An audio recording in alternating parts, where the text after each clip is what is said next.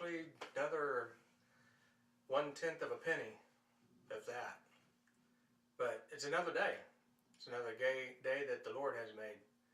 And this topic, I really don't know. I'm just going to be sharing some things. Um, One thing is relationship, I guess. Sometimes you can get into a relationship that you feel that you have to because maybe you went a little bit too far and you had a kid and then maybe another kid. I don't know, one, two, five, 10. It doesn't make any difference.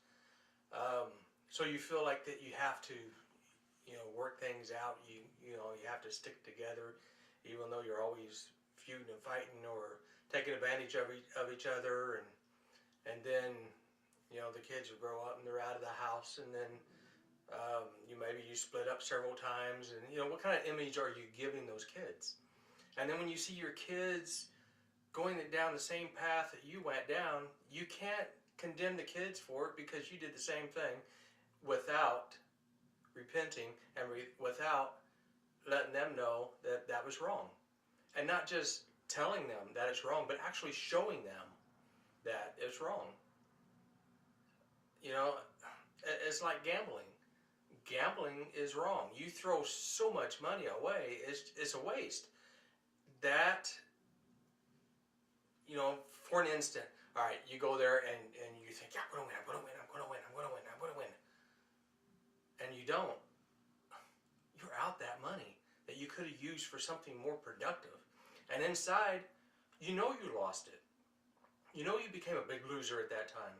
And it doesn't matter if you spend $50 and you get $10 back, or you spend $50 and you give $50 back.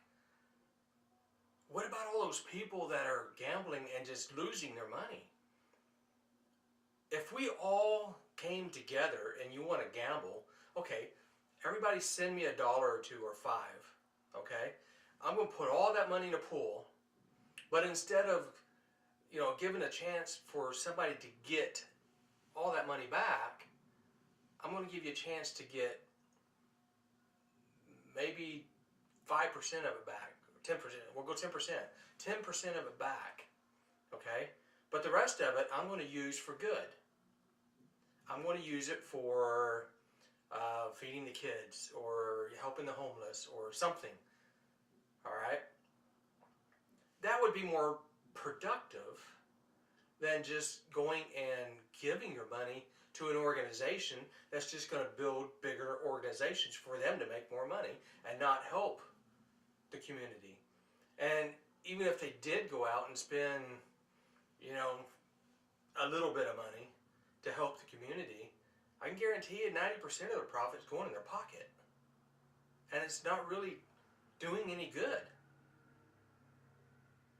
That's something to think about. It's kind of like drinking. Oh yeah, I could drink in moderation. That is so foolish. Because drinking in moderation just tells me and other people that you think you're tough enough to where you can drink a little bit, cross the line that God would have us cross, knowing that you can fall back over on God's side. But what if it doesn't happen that way? What if something goes wrong? And maybe you can hold it. Maybe, you can drink a couple without getting so soused that you don't know what you're doing. But yet you're still tipsy enough to where you took a substance, put it in God's temple to make it topsy-turvy, to get that good feeling. For what? That's not true enjoyment. That's not true happiness. That's relying on a substance to make you feel good. And it really doesn't make you feel good. You just think it does. Because that's what Satan's been telling you all along. And you thought nobody could fool you. Yeah, right.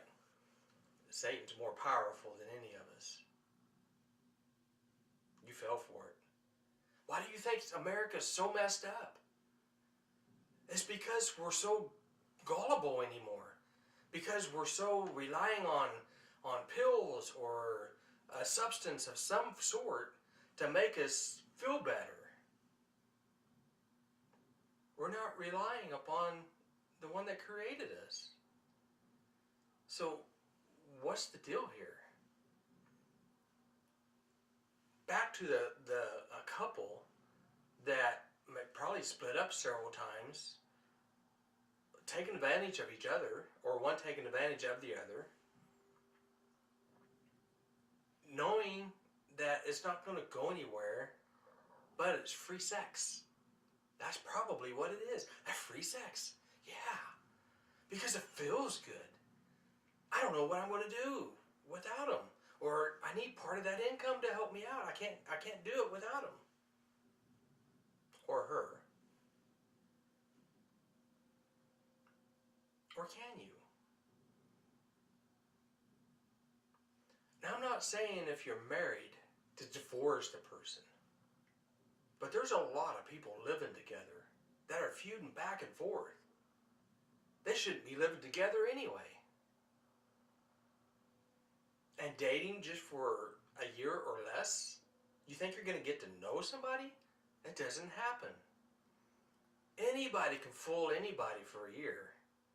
It might be like pretty stressful toward the end of that year because you're still trying to hide things. But they can put a show on. They can do it. It's been done. So you got to be careful. You have to be careful. So what is a true relationship? I'll tell you something that helps a relationship. If one spouse does wrong, which you know both spouses are wrong, nobody's perfect, but one spouse does wrong, and that spouse asks for forgiveness to the other spouse.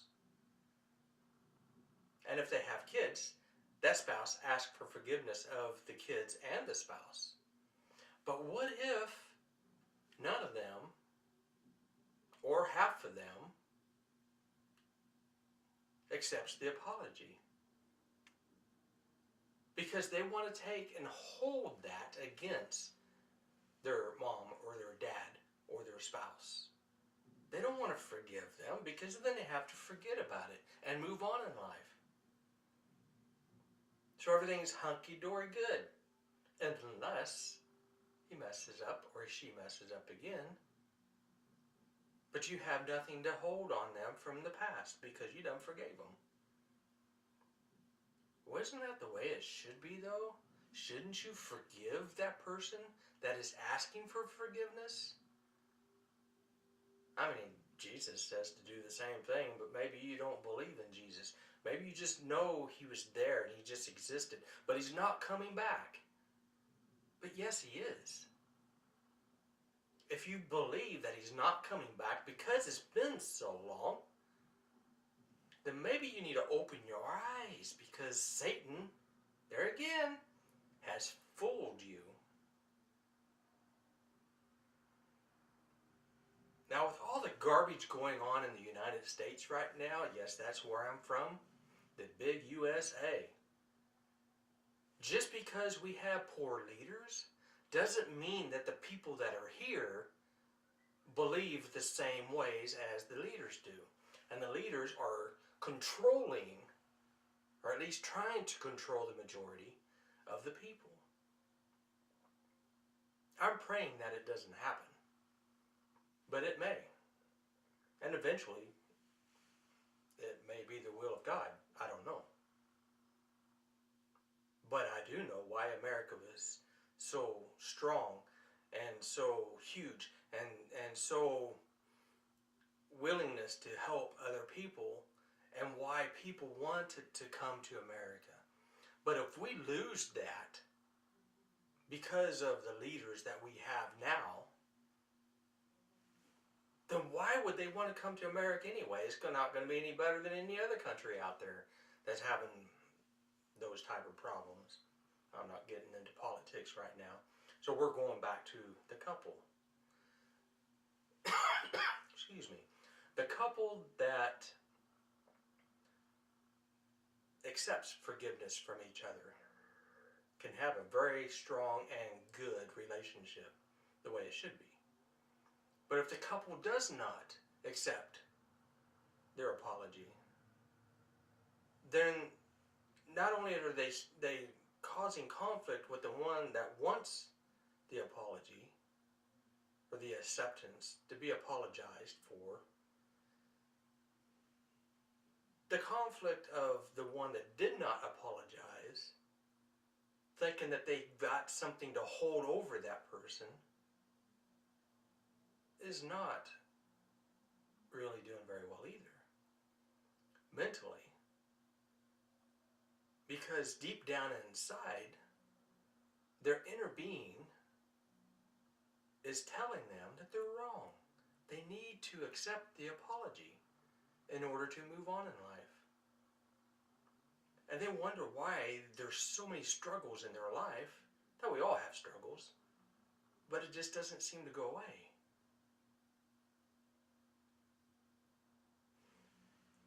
And on the other hand, this person might be growing, and growing very well spiritually, but because there's a stronghold with the spouse, it's hard for that person to move forward quickly because of the struggle back and forth, wanting a better relationship, wanting that relationship that God has intended for us, because that is what we all long for in here. But we go try to find it in gambling or in sex or in substance abuse. But it's never there. You never find it, because that's not what it's longing for. That's what Satan is telling you it's longing for. But that's not what it's longing for. But if we don't go in the right direction to find the right information that we need, and to repent of our own sins, and to forgive those who are asking for forgiveness, and to ask for forgiveness of those that we need to be forgiven from, then what good is life? We are no better than the ones sneaking into America to kill us. We're no better unless you go the right direction and do the right things and stay away from gambling, drinking, any substance abuse, and seek the one who created you. And I know there's a lot of you that don't even believe that there's a God. But have you really searched for him? And not just go off the media, because, and not just the media, but there's TV evangelists out there that it's all hype. It's all for the money. It's all to take advantage of you using God. So you have to be careful with that as well. And there's ways of finding out who's the truth and who isn't. But you have to seek it to find it. And I'll guarantee you, the closer you get to finding it, the more Satan's going to work on you to keep you from finding it. Because he doesn't want you to find it. Because then he loses. I mean, he's lost the whole battle anyway, but how many people are going to join him in the fiery pit? How many people are going to lose their soul to him? Because your soul is going to live forever.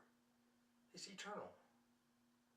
Your body is going to die or rot, but your soul is going to be eternal. So what direction do you want to go? You don't just die and get put in the ground and that's it. You don't know anymore. It doesn't happen that way. I know some of you believe it. Some of you believe you're going to come back as a butterfly or something better than what you are now. That doesn't happen that way either. There's a lot of scientists out there trying to confuse the truth because they don't want you to find it. And that's because Satan has gotten a hold of them to do this to us. So if you don't search in the right places and you don't search for the truth, you'll never find it. So you'll believe what the media says. You'll believe what this article in the magazine says. You'll believe it because scientists say it's true. But that doesn't mean it's true. They could be, but they could not be. But you won't know the truth unless you go seek it yourself. And that's one thing that America has lost, is to be able to go and search the truth. I mean, we can do it, but we're so lazy that most people won't do it. And that's how we ended up with the problems that we have nowadays. All the mass shootings going on, when did the majority of the mass shootings start? A lot of people don't think about when it starts. They think about it's going on right now. When did the mass shootings start? I mean, the majority. There's always been mass shootings for years and years and years. But how many years back can you go, excuse me, to where there has been quite a few mass shootings? I mean, we're talking a lot. It's always something. And why are those going on? Not all of those are true. Some of those are copycats. Some of those are, I'm going to say, terrorist attacks, because that's what they are. And some of those were staged so they can say, we need to take your guns away from you. That way it's a safer America. No, they take our guns away from us. That means it's easier for them to come in like Hitler and take over.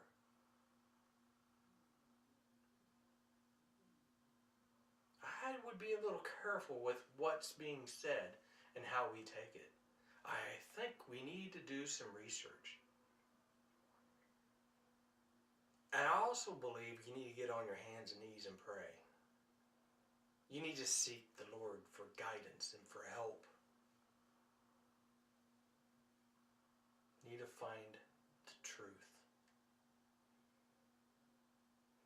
Don't just bring anybody into your life because you're lonely, because you don't know how to keep your legs together. That's not the way to be doing things. That's the way society says to do it, but that's not the way to do it. If you want true love, if you want a true relationship, then you need to find it in the right areas. We all make mistakes. We need to ask for forgiveness. And I have asked for forgiveness for my sins. And out of all the people that I asked for forgiveness, I wouldn't say there was a whole lot, but there's quite a few. Only one has accepted my apology. Only one. I've had him say, are you telling the truth? I had one just roll their eyes at me. It's like, I did what I could. I asked for repentance. I asked for forgiveness. I've got it from the Lord. I wanted it from the people. It hurts, but I know I did right because I did my part. And if they want to have the burden of not forgiving me when I ask for it, I can't change that. That's a burden they're going to have. And they're going to hold that against me. But is it going to hurt me? Yeah, it does a little bit. But it's going to hurt them more than me. because God saw that I asked for forgiveness, and they, in return, did not accept it. That's like Jesus Christ offering us salvation with Him. And we either accept it or we don't. Yes, I'm sure He hurts when you say no. But He's not going to force you. But if you said yes, it's a good feeling in here for all of us. Not just the one asking, but for the one who accepts. It's a great feeling. But it's all our choice. It's your choice. This is how I see it.